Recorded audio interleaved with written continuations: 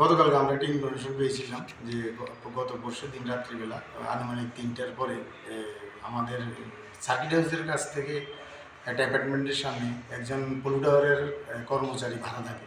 তো উনি ওনার বাইকটা ওনার ভাড়া বাড়ির সামনে রাস্তায় রেখে উনি ঘরে গিয়েছিলেন। ততক্ষণে এই বাইকটা চুরি হয়ে যায় ওই জায়গা থেকে।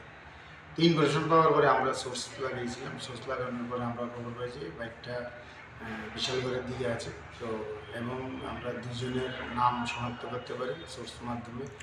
আমরা দুজনকেই ডিটেন করি। ডিটেন করার পরে তারা স্বীকার করে যে তাদের সঙ্গে আরও আছে জড়িত এবং আমরা বাইকটাকে উদ্ধার করতে পারি। তো আজকে আমরা একটা মামলা নিয়েছি কমপ্লেন্টের লিখিত অভিযোগ মূলে। তো আজকে আমরা তাদের কোর্টে প্রেরণ করছি এবং 5 দিনের রিমান্ড চাইছি। তাদের যে সহযোগী আছে আরও তার পুরো গ্যাংটাকে আমরা আটক করার জন্য। আর একটা কেস আমাদের একটা পুরানো কেস ছিল, আগের কেসটা 49 নম্বর কেস।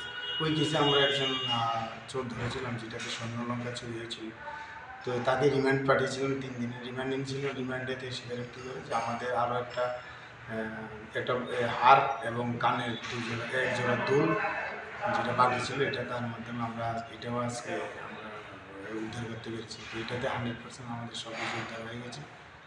আমরা আজকে তাকে কোর্টে প্রোডাকশন করছি। নামগুলো